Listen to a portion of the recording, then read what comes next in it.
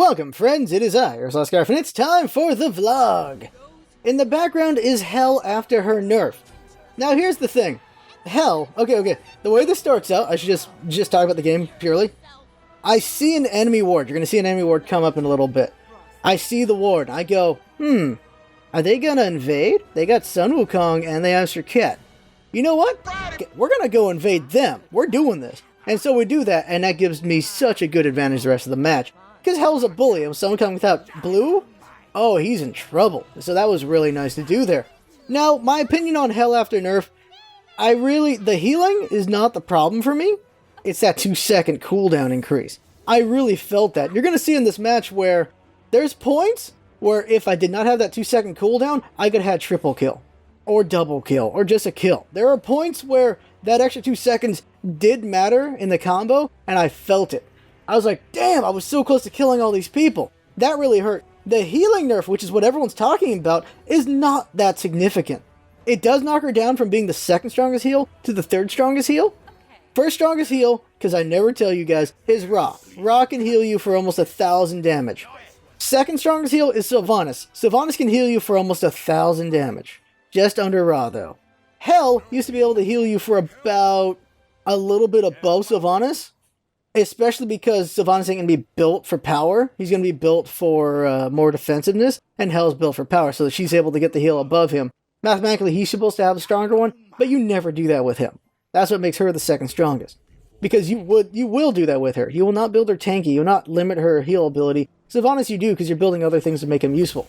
So she's at third, and she is above Aphrodite, above Chung. She's above all those gods. She's above all the other healers. Out of the three gods that have, out of all the gods that have healing, Ra's the strongest, Sylvanas the second strongest, Hell's the third strongest. What gives Hell the big advantage though is her heal is instant. And in this game, you're going to see me healing about 300 to 400 HP per time, and that's every 7 seconds since I always like to go max cooldown Hell. So her healing per second, like her, DPS, which would be HPS, her HPS did slow down because of the 2 seconds and because of the 20% loss. She is still great. She is still beast. It's just that it's a little bit slower now. She's still a good pickup. She's just not as powerful as she was before. She has great survivability. She can do a lot for her team.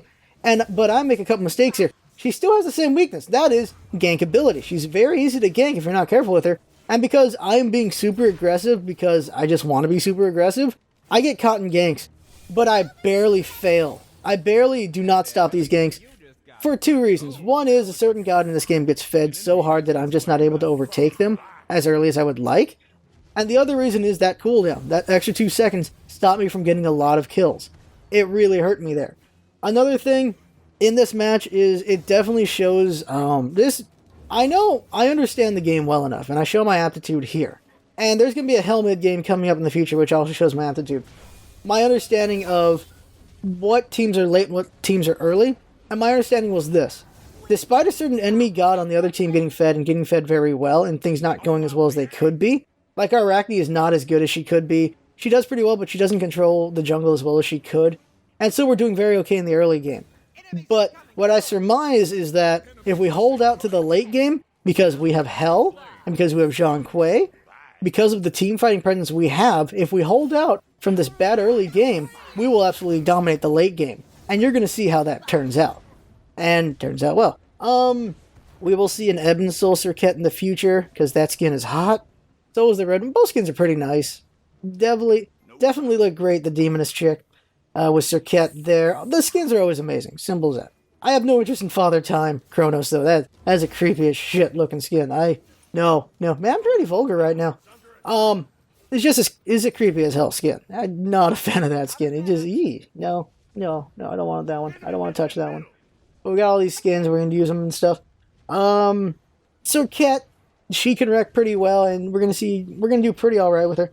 The thing about Serqet is you have to be pretty good with her. Serqet ain't easy to, well, okay. It actually it really depends on your connection when it comes to a god like Serqet. Serqet has 2 escapes, which makes it hard to kill her. But you have to be precise in your attacks to get a lot of work done. That is my opinion. Because if you're laggy, you're going to mess up your attacks, because, well, her 3 is just, your 3 is a jump, and you got to be able to time that right, because if you don't time it correctly, you'll get caught while jumping and get killed because of lag. Or 2, you better not miss that damn thing, which you can, because it's so short. And then her 1, if you aim it incorrectly, you're in trouble. And lag screws all that up. And lag on your ult, if you screw up that ult, you'll grab a minion or the wrong god, which can be really frustrating. Holy crap. So she does require not being too laggy so you can be very precise with her. So good Serqets are very annoying. Bad Serqets are really weak though. Serqet falls behind, it's really hard for her to come back. It is very hard for her to come back. Serqet though is a very strong god. She's one of the top 5 gods. She's been one of the top 5 forever. She really has, but she's been a sleeper for a while because there's just other gods who've just been a little bit more exciting than her right now, especially in the pros, which is why you see her, but you don't see her as prominent in a way. If that's the right word? Especially because Mercury's rise. Mercury in solo is just able to do a lot of work, and he's just able to do a lot of work in the jungle. Mercury is back up. Those little buffs to him were enough to bring him back to prominence because they allowed him to get to a better position sooner. That's really what happened there, because it took him a while to get there. Mercury has always been a strong god. His problem was that it took him a while to get there after some of the nerfs, but now he's able to get there sooner, so he's able to wreck really badly. And I should probably do a solo Mercury game in the future just to show off what he can do there, because he can be very deadly there, and then he gets to his hyper carry status a lot faster than he used to, so he's able to just be a threat all game. So he's been carrying a lot of games that I've been in. On my side or the other side, he's been carrying a lot. Sometimes I'm able to stop it, sometimes I'm not. That's what Mercury is, though. He can 2-3-shot most gods in the game, and that's what he's always been. But he's just able to do it a lot faster than he used to. And the only thing that can really stop that is maybe Double Guardian, because the tank mid is still around. Double Guardian can deal with Mercury, they can mitigate him a bit, but that depends on whether your team is doing that or not. Guardian Warrior can kind of stop it a bit, but Double Guardian does a lot better against him just because there's a little bit more CC there, and they can just hold him down to take him out. Let's see here. All the nerfs and buffs, if you could feel them, and they all felt fine. All of them. I didn't really feel any of them were too much in any way. Let's see here. Let's talk about Paladins. So this patch of Paladins, way better. A lot better. I like what they've done. Overall, I don't know if I really like how the engine just dies after it kills a gate. It's both good and bad. I just don't know. Because sometimes that gate's just got so little HP that you just kill it and like you have so much HP on your siege engine, but it's gone now. I don't know. I really don't know how I feel about that right now. But it does feel a lot better, and they're gonna have another patch to bring up more things. 10 levels I like. I'm kind of back and forth on how you only get half the stats and you get the better ones later. What does make it nice though is you can pick that same card you got for the first 5 levels in the next 5 levels, so that does help a bit. So being able to get to your abilities faster is nice. And Eevee's really fun. You're going to see Eevee come up Tuesday. She's a very fun champion. She's great. She doesn't feel... a couple things about her feel a little bit too much, but other things just feel just right. The thing about Paladins, though, is everyone can be too much with a lot of card combinations, but they can also be very weak if you get the wrong card combinations, which is very unfortunate. But that's how Paladins works. A lot of just everything's kind of OP. The problem I have, though, is Pip is still ridiculous. If you have Pip on one team, you need him on the other team, because he's still ridiculous. Now that he gets Acid Cloud at level 5 so quickly in the match now, he is such a big threat. And if you can get the Daze, or it's the Fear with his bomb, you're never going to lose with him. And that's what I did with Pip. I go like 32-1, 21 with him. I just wreck with him so bad. And I do it again and again. I'm like, okay, yeah, I'm going to stop playing Pip. But you have to play Pip, because if Pip's on the other team, you don't have Pip on your team, you lose. Pip is too big a factor, so he still needs more nerfs to him. The thing that's weird about Pip is that he just has amazing cards. And even his lesser cards have so much damage and HP on them, it's ridiculous. I feel like the stat bonuses from some of these cards need to be looked at a lot more than they have been. They need to be tweaked. Instead of just making some things common or rare or whatever, they need to really tweak some of the numbers on some of these cards, because they're not doing that. And I think that would help a lot, because Pip is still feeling too much. He really sours the game for me. If I'm not playing Pip, or I don't have a competent Pip to deal with the enemy Pip, then the game just isn't as fun, because it's just Pip running the show still. And it's very unfortunate. It really is. But Eevee is a hell of a lot of fun. I'm really enjoying it, and I like the strategy I had with her, which is a very Zergy strategy. But she can be a pretty good basic attacker as well. It's just weird having a double escape character again. Like, I don't really like double escape characters, because they're just so stupidly mobile. It gets really frustrating trying to kill them. And you're going to see in the Eevee game, I'm really hard to kill. Holy crap. And that's just how she works. She's just really good at being very spammy. Not spammy, but Zergy. You'll see what I mean by Zergy, but she just does work. Really does.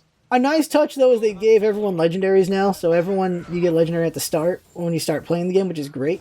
Oh, I have a couple beta codes. I need to give those out at some point. Because we have a couple more, so we can give those away. And that'd be nice for everybody. Anything else with Paladins? So, big patch coming up soon. They're considering alternate fire for certain characters. They're also considering ultimates. I don't know. I don't know if ultimates is the right way to go. I really feel like ultimates should be in the form of the legendary cards. And that should be it. Ultimates will just add another layer of trying to balance the game. And right now, their balance is okay. They try to have ultimates, it's going to be even harder. And then alternate fire is going to make it even more ridiculous. So, we are in a closed beta, so this is the time to do it. So, we'll see.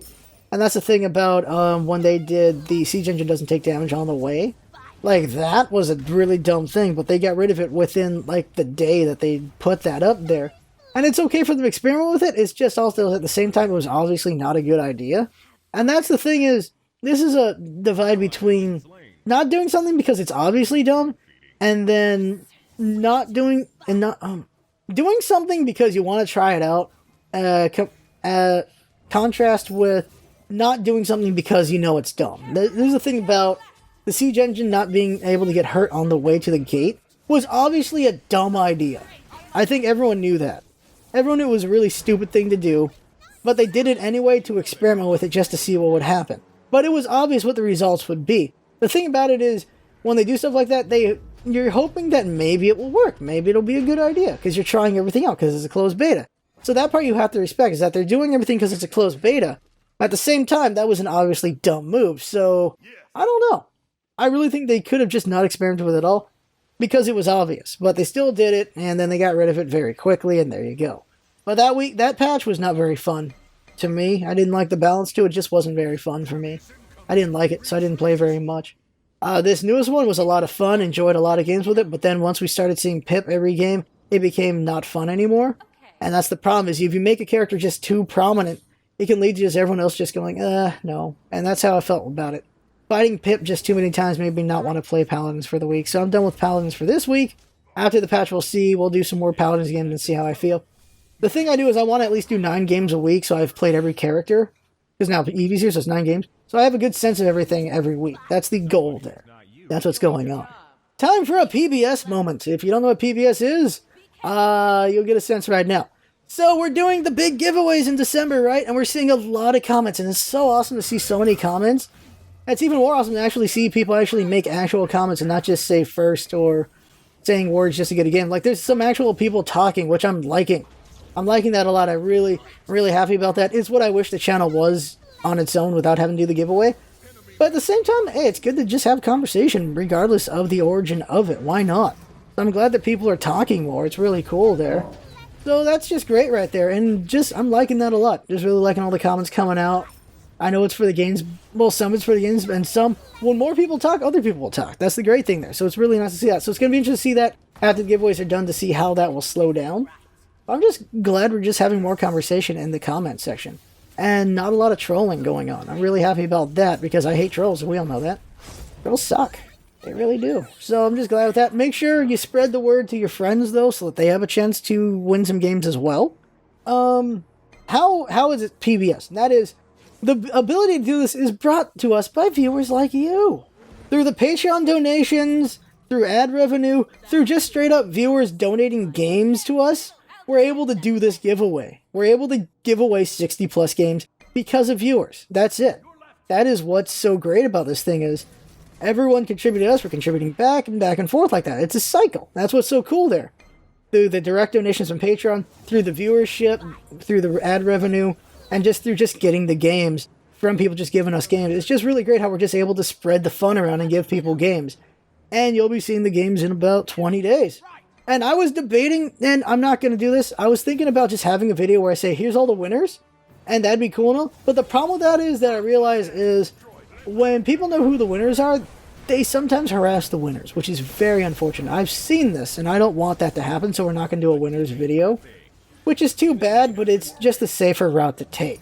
Because I've seen the same thing on Twitch and stuff like that, as when you see just, if it's a certain game or whatever's going on, or just, if names are made in anything, there's always a chance of someone harassing someone else, which is very unfortunate. It really is. So, we don't name as much as we could, because of just stuff like that. And it's just too bad. And we don't name donators as much as we used to. Unless a donator specifically wants to be named, we don't name donators anymore because people would ask for handouts. And that was very unfortunate. It's just too bad. But stuff like that happens. Because we have a lot of kids here, and kids like to ask for things. That's what happens. That's a thing. So there won't be like a winner video. Yeah, whoever won will know they won, and that'll be that. But on like the 25th or 26th, 25th. On the 25th, I will just pick all the names out randomly from the comments, and then a bunch of games are going to come out. So there's when it's going to happen. Just make sure you put in your comments. Make sure you tell your friends so they can put in comments, so everyone gets a chance at winning. That's what's important. Everyone getting a chance to win some games. That is what's important there. And we just got so many good games to give away. And I've played the vast majority of the games we're going to give out, and they're all fun. The vast majority are fun. Some are maybe like an hour of fun, some are a couple hours, and some of them are freaking 60, 80 hours of fun. That really depends on the game and how much replayability is to you when you get it. It is a mixed bag. You might get a game that you don't like, or you might get a game that, oh my god, how did you not know about this game, and now you do, and oh my god, it's so damn fun. This is the chance of that happening from this. That's what's going on there. Channel in general, Fallout, so much fun playing Fallout. Highlights are great from Fallout. Highlights in general are great. Channel's just doing good right now. There's, just going forward, everything's been pretty fun. Really enjoying the stuff we're making. The one-shots are great. The future one-shots are going to be interesting, because I'm going to do a 20-minute one-shot on a 20-minute game. It's just going to be like, let's just have a blast and check this out kind of thing. And then another one-shot is going to be sometimes, some of the one-shots are, of course, games that were given to me from viewers. And as I say, if you give me a game, I must cover it in some way. Stream it, do a video on it, do something with it. Unless it's just something that we can't do anything with. Like if it's like a more pornographic game or just an awful game, then we can't really do anything with it. But an upcoming game is a donated game, and it's just going to be me covering how it has potential, but it's not there yet, so it's actually not worth grabbing yet. Sometimes there's games like that, and that's what's going to come up in the future, and you'll see which one that is when it comes out. Just teasing a little bit on that. Velocibox was great. Oh my god, I could see the Matrix in that one. That was fun. Very fun one-shot. Ikaruga, of course, an amazing game. That was donated to me. Played that on the Dreamcast over 10 years ago. Such a good game. I'm so glad we did a one-shot on it. It's so fun. And we got people interested in buying it. So that's the goal of the one-shots when we do games that we want to recommend, is people actually buying these games. So more money going around, people having the fun and all that stuff. That's great right there. That is the goal. So I'm happy when the goal actually happens. We're playing Xenoblade Chronicles right now. We're streaming the crap out of that game because I'm enjoying it a lot. And so many viewers are just so hyped when they see it, and then they want to buy the game. I'm like, yes, that is part of the goal as a content creator for gaming, is you want to get people hyped for games, and you want to get them to want to buy games. You want to get them to enjoy what they're watching, because that's just spreading it around. That's the idea there. It's introducing people to something maybe they didn't even consider. Xenoblade Chronicles is an amazing game that some people just didn't even know about, and they're really interested now because of the stream. Yeah, that's what you want. That's what you want to do. And that's what I want to do. Other content creators have different goals. My goal is the games. Having fun with the games, sharing the games, people having fun with that, and then, maybe some of them buy it, and there you go. More money for the developers and this and that, and developers are able to make new games and stuff like that. And then the money we make off ad revenue and the donation and all that stuff, we're able to spread the love our own way, spread the fun our own way. And that's what's important. Spreading the fun. Spreading the love of gaming. That is what's so important. And going forward, we're just able to do this more and more. I'm so happy about that. So I'm just glad we're able to do it. As far as, just mentioning the Patreon things, the scarves, we're working on scarves, because the big donations get scarves. And they're nearly done, and we'll send them out for Christmas. That'll be great. And that's going to be cool. At some point, we got to figure out what we want to do beyond that. Like, if we want to do more rewards. That's when we get way bigger than we are now. Like, more rewards kind of thing. And also more goals. And stuff like that. Vlogs are, of course, partially about the channel and then partially about opinion from me and what I'm thinking about at the time. And so, right here at this point, you can just mute me and watch the hell game if you don't want to listen to this subject. Okay? Alright, because we're going to open a can of worms here. And let's be civil about this. The real crux of this is more so, though, the problem with generalization. And how foolish we as humanity really get about generalization. And just how it would be better if we didn't do it like that. And we're going to talk about two different shootings here. We're going to talk about the San Bernardino shooting, and then the Planned Parenthood shooting. We're going to talk about those. So, I work like within a distance of San Bernardino where that shooting was. Our boss takes his daughter to where that shooting was because she's autistic. My boss could have been there when that happened. What happened? Okay, so San Bernardino, 2 people roll up and shoot a bunch of employees over there at a Christmas party. One of the shooters was a coworker there. What happens though is, what makes this all very murky about the whole thing is, it was a husband and wife, they were both Muslim, and when the shooting happened, he claimed allegiance to the, ISIS, ISIL, Daesh, whatever name you want to put it. He claimed loyalty to them when he was doing the shooting over Facebook. He did that. And so it becomes this whole thing about, well, is it terrorism? Well, yeah, of course it's terrorism. Any shooting is terrorism. Any shooting is pretty much terrorism because it makes everyone scared. Any of these big things are terrorism. But the thing is it an ISIS attack? Is it a link to them? Or is this just a guy and his wife doing it because they are just a splinter group doing it themselves because they wanted to attack? They were dressed up in armor, they had assault weapons, they had bombs, they had all these things. They were prepped to go and they did all this. The thing about it is, what is the motivation? Was it a motivation from terrorism? From the terrorist group? Or was it motivation because he was a disgruntled employee? Because he worked there? Because we've had a lot of disgruntled employee shootings. We've had people who are psychotic have shootings. And then there are also the terrorist attacks. There's a lot of different reasons behind these shootings. And it gets a very, very mixed up whole thing. I'm going to talk about some other things, more American things. The Planned Parenthood shooting. That was a Christian man shooting up an abortion clinic. He kills 3 people. Now, here's the thing. When these terrorist attacks happen, everyone goes, hey, Muslims, watch out for the radical Muslims and tell ISIS to stop doing what they're doing. You can do the same thing to the Christians here. Hey, Christians, look out for your radical Christian members and tell them not to do what they're doing. Like, a religion can't control its members like that. Christianity is huge. Islam is huge. You can't control your members like that. So a generalization like that, what the balls? Another thing to cover on this is ISIS, ISIL, Daesh, whatever you want to call them, they hate Muslims as much as anyone else. The kill count is a big number. Like, we look at the numbers of how many people they've killed Western-wise. Like, it's maybe like about, like, killed and wounded, about maybe 1,000, 2,000 right there, depending on whatever numbers you count for the attacks from ISIS and all that. You look at the Middle East, see how many Muslims they've killed and injured. They've killed over 10,000, maybe 12,000. They've injured over 20,000 Muslims. They're hurting Muslims a lot more than they're hurting the rest of the world. This is a thing that gets really weird about the Western world's narrative about the whole thing. They think this is where the generalization gets at its worst, and that is the concept that it's Islam versus the world, when it's ISIS versus the world. That is what it is. Because they are causing a lot of confusion problems, and the problem is people just like making shortcuts, and this is again against shortcuts. This is something we should not be doing. This generalization is very bad. It's very dangerous. We cannot consider every freaking Muslim or any person from the Middle East as a problem because of a few bad eggs like that. That's just not how you can count it. And it is also just weird how we got this big fear of the Muslims now when, let's look at the majority of the shootings in America. What are they? They're definitely not Muslims. They're not Muslims at all. But that's the big fear we got. We're going to kill ourselves a lot faster than ISIS will.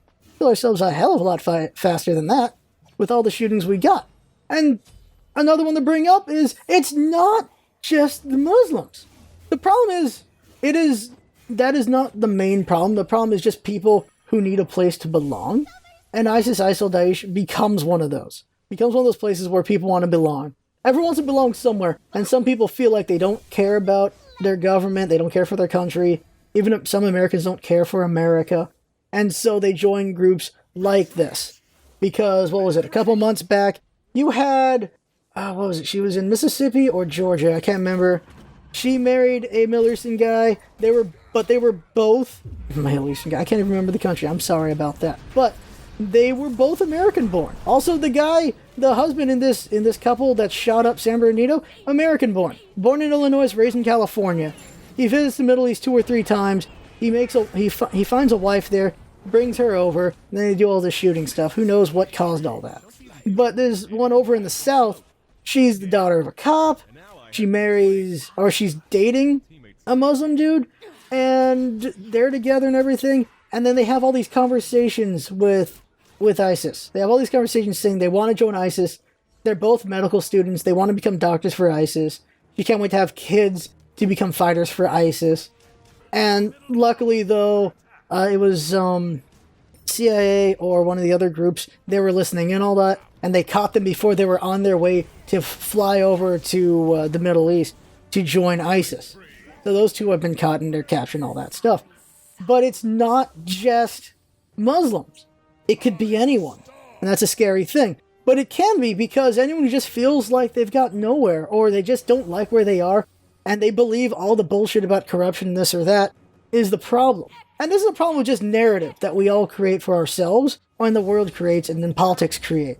Just look at politics in America if you're an American. You've got the right wing and the left wing. The left wing makes the right wing look so freaking evil and all this stuff, and the right wing makes the left wing look like they're a bunch of weak and pathetic people, and maybe even evil as well. Both sides make each other look really, really bad, and you got people who just take those sides to some stupid degrees, some stupid levels, and you got celebrities on top of that, and it gets really dumb. Extremely dumb, oversimplified, and not very good for any of us. And this is the problem we have, is we oversimplify things again. We oversimplify, we generalize, we're just causing trouble for ourselves when we do that. We do that in politics, we do that with just religious groups, we do that with just people in general, and that is a problem. That really is. Because then, okay, let's go ahead and talk about the gun control now. Gun control. America has more shootings than anywhere else on the planet. More shootings, more deaths to guns than anywhere else. That is a fact, we all know. And so the thoughts are, well, if we control guns, we have less guns in the hands of crazy people. Less guns in the hands of people who could just do all this stuff. Considering that this married couple that shot up San Bernadino, the weapons they had, how they got them and all that stuff, it gets pretty crazy, and that's why you got the gun control push. And I get that. And then you got people saying, well, if we arm our citizens, if we don't have gun control, then we have more people with guns who are able to protect themselves against this. There's a lot of things about this that are wrong and right in different ways. One is, yeah, sure, if everyone's armed in the U.S., fine. Yeah, the shooting happens, well, we'll shoot back. But then it becomes a bit of a confusion on who's the shooter, because everyone's got guns. And just how the cops can tell the difference when the shootings are happening and stuff like that, if too many people have guns and stuff. We haven't had a story where some citizen with a gun shoots back and kills the dude, like, right away. Like, it's a surprise attack every time. Like, you don't see it coming. Things are going to happen. And it's not so great, now is it? Sure, we could arm everyone. Will that really work? I don't know. I don't think it will. I think it will just increase because more people are going to have guns. Another fact to go over is the fact of suicide, which you know is a big thing with me. The increase in handguns, increase in suicide rate from handguns. That is the number one suicide killer right there. That is the number one right there. And you can go look at all the other countries, see their gun controls and all that stuff, and you'll see it reflected. It's a lot easier and faster to kill yourself with a gun than it is to kill yourself with a knife. There are the facts there as to why gun control would be a good thing for a lot of things. And there's just some sensibility. Like just having just longer periods and just psych evaluations and background checks. What the f*** is the problem with that? Exactly. It'd make things take a bit longer. There'd be more paperwork. And yes, that doesn't stop the criminals from getting the guns. But you know what else it does? It doesn't stop the crazies from getting the guns. It's going to be a lot harder for them to get guns. But psych eval is. But criminals aren't the problem here now, is it? It's your average Joe going crazy. That's the real problem. Criminals shooting each other up all the times in LA, Detroit, all those places. We don't care about the minority shooting each other now, do we? Not as a public narrative. That's happening all the time. Growing up, I had young friends, because I was young too. I grew up in the ghetto. Guns were not a norm there. A couple of them had guns, because they thought it was cool to have a gun. I have one friend who had another friend aim a gun at him. And, okay, I'm going to give you this story right now. This is where it gets deep. Let me give you this story. The friend with the gun was bipolar, and he was schizophrenic. He went really deep off the deep end. He was off his meds. He aimed his gun at another friend, and he said, I take you out, then I take me out, we'll be friends forever. That's what he said, because he was off his meds. It took a lot of talking down to convince him that was a really stupid idea, and that his buddy would be upset at him if he shot him. A gun in the hands of a crazy. But that was like, of course, an illegally obtained gun on that one. There's, of course, legally obtained guns where the parents are not too in control of their gun. They just leave it in the wrong spot. Gun ends up in the kid's hand and then somebody gets shot. Those instances have happened. It's a murky business, the whole gun control thing. But it really is, do we really need assault rifles? Just any assault weapon in the hands of normal citizens? Not really. Like, there's certain things to the extreme, like, yeah, we could definitely use gun control. There's other things like, no, it's fine, that's fine. But it is just a problem. From the suicide side of things, it is definitely a problem. There's a lot of just suicide by gun. It is a big number, and it is not a good number. And that's just not so great. There's just a lot of things around gun control, and it's a murky business. It's a very political business. It's just a lot of things going on with that. It's a very unfortunate thing. And the problem is just when people just get ignorant and very stupid about it with all the generalizations. You gotta look at both sides of this thing as to why this or that. Guns can be fine in some ways, and they're not so fine in other ways. But here's the one I'm going to end this on, and that is the cockiness of believing that you'll be able to handle a situation just because you got a gun. I hear that a lot at work. I get that a lot at work, and I see that a lot in comments where, oh yeah, mother shows up with a gun, I'll pull out my gun, I'll take him out. Yeah, okay, yeah, you're trained to, when you're startled by a dude with a gun, to whip out your gun to take him out. You've got the training, you've got the control, you got the wherewithal that when that guy shows up, you'll be able to handle that situation. F*** you. Maybe you will. But f*** you if you really think you're going to be able to handle that situation. Unless you're an ex-soldier, I will never believe you, because they're the only ones who were prepared for that shit. My uncle, my cousins, a lot of them were in the military. They're either in it still, they're not in it anymore. They've got plenty of weapons, and they know exit strategies. They know how to be prepared for a situation. And when they're in the public, they think about that. Because they do have permits for conceal. And they think about that. Random Joe with a gun, even with concealment and all that shit, they ain't thinking about it. They ain't ready for it when it just happens. You're just going to get yourself or someone else killed. You think you can handle that situation and be all cocky about it. Hopefully it never happens. But you. That's how I really feel about that. Too many of us think of a gun as a toy. Too many of us think of a gun as this whole power thing. The gun's more powerful if we never have to use it than if we do use it. That's where I'm going to end that on that. Now, we'll see how much of that Jinx edits out. So, there you go. That is the vlog. I'm going to go ahead and move on over to...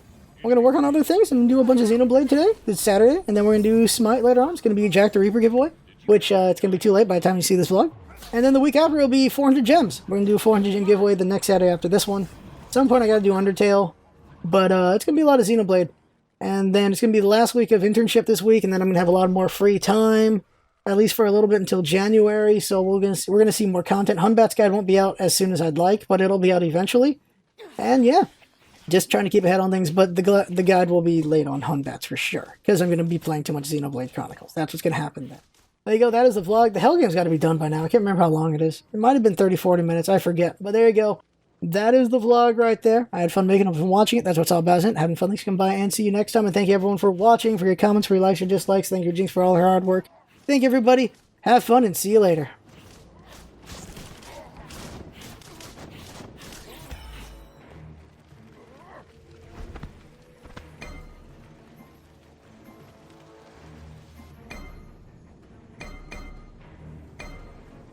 Be careful.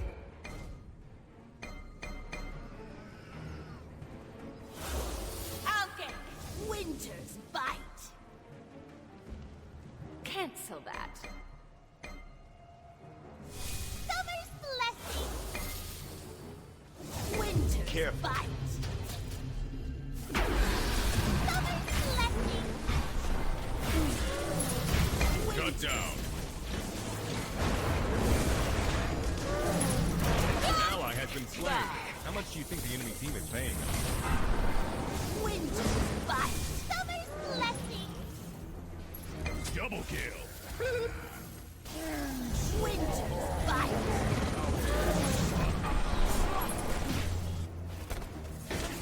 Summer's blessing. Somebody that's not you killed a guy. Winter's bite. Nice job. A teammate did a thing. Winter's bite. On my way. Help!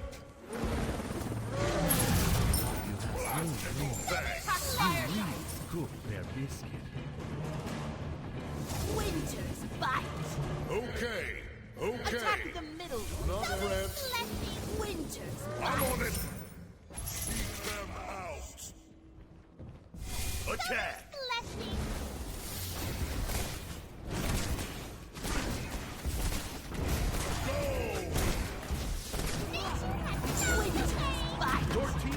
destroyed a middle enemy phoenix. Attack the left Phoenix. Seek them out. Be careful. Ultimate is ready. Enemies incoming. Wait. Ultimate is ready. Ultimate is ready. Fight. A teammate. Winter's fight. Turn tail and run.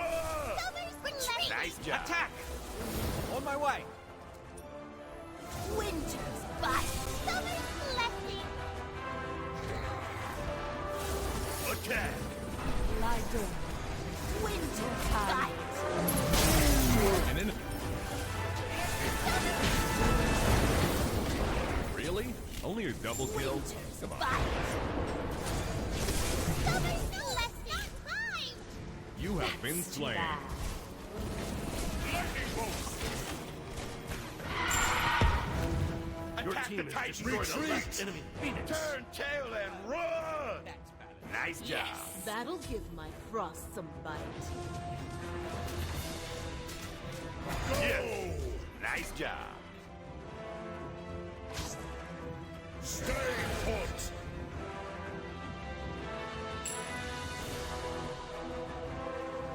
Okay. Enemies On my way. incoming.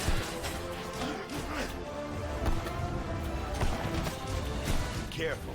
On my way. Attack. Nice job.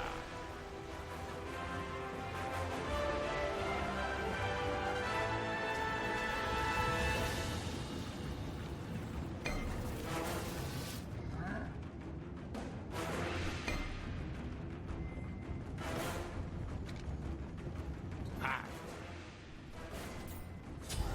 Hi. Bow down to me.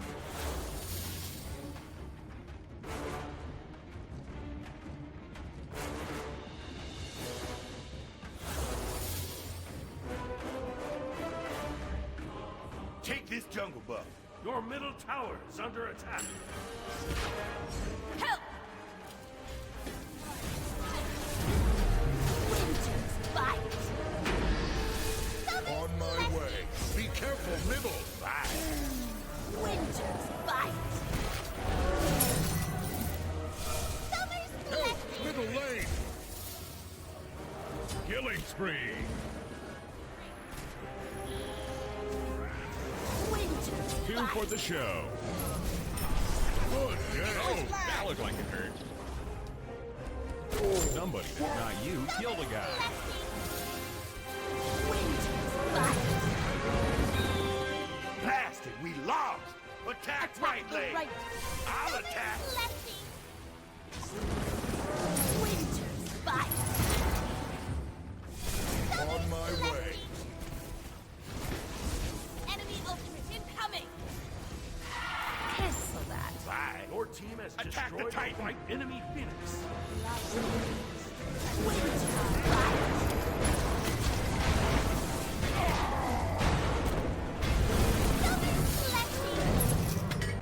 Ain't nothing but attack. Oh, Cancel that. dynamite.